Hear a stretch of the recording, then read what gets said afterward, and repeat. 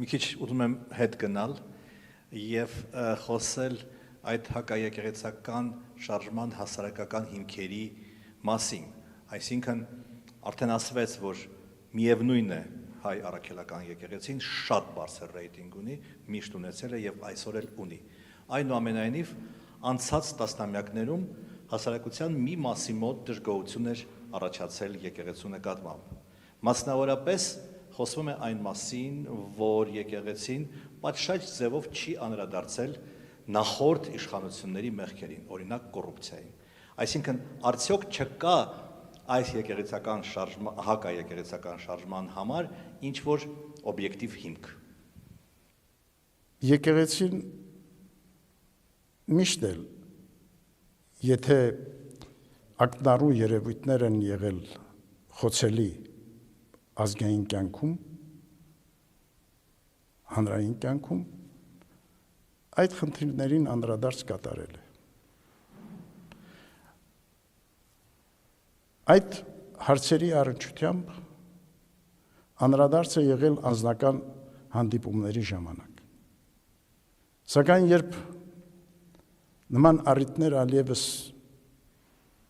վերապահված չեն եկեղեցուն, եկեղեցին հնարավորություն չունի այդ հարցերը ուղղակիորեն քննարկել երկրի իշխանավորի հետ, մենք այդ հարցերը բարձրաձայնում ենք։ Նախկին իշխանությունների շրջանին, ինչպես ասեցի, նման հարցերի անդրադարձներ եղել են։ Քննարկել ենք իրենց հետ, իրենց ուշադրության ենք բերել, որպեսզի այդ երևույթները շարունակություն չունենան մեր հանրային կյանքում։ Դուք ասացիք, որ եկեղեցին չի խառնվում քաղաքականությանը։ Ինչ գնահատական կտակ Բագրատ arczepiskopos Գալստանյանի 2024 թվականի գործունեությանը, որ նա փաստորեն ղեկավարում էր անդիմադիր կամ համենայնպես հասարակական շարժումը։ Դա օրենքով արգելված չի, սակայն կարծես թե դուրս է գալիս եկեղեցու պարտականության սահմաններից։ Բագրատ Սրբազանի շարժումը սկսվեց Տավուշի շրջանում սահմանազատման, սահմանագծման գործընթացով պայմանավորված։ Երբ Գիրանցի ժողովուրդը ընդվզում ապրեց եւ ոտքի բարձրացավ։ Այդ հարցը քննարկվեց մեր եկեղեցականաց շրջանակում։ Եվ Բագրատ Սրբազանը հայտարարեց, որ քաղաքական բնույթ չի կրելու շարժումը։ Եվ մենք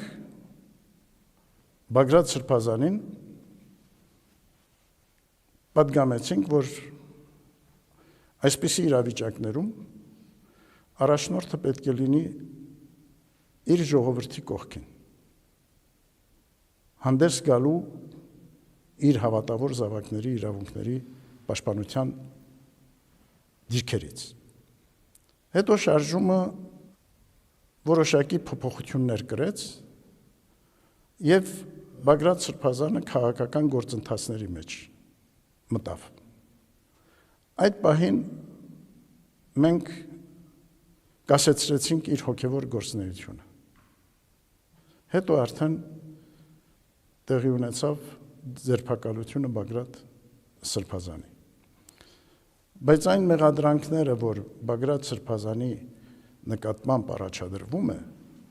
անհիմն են։ Մենք լավագույնս ճանաչում ենք Բագրատ Սրբազանին։ Նա հայրենասեր ազգանվեր եկեղեցական է։ Նախորդ տարի այս օրերին հենց սկսվեց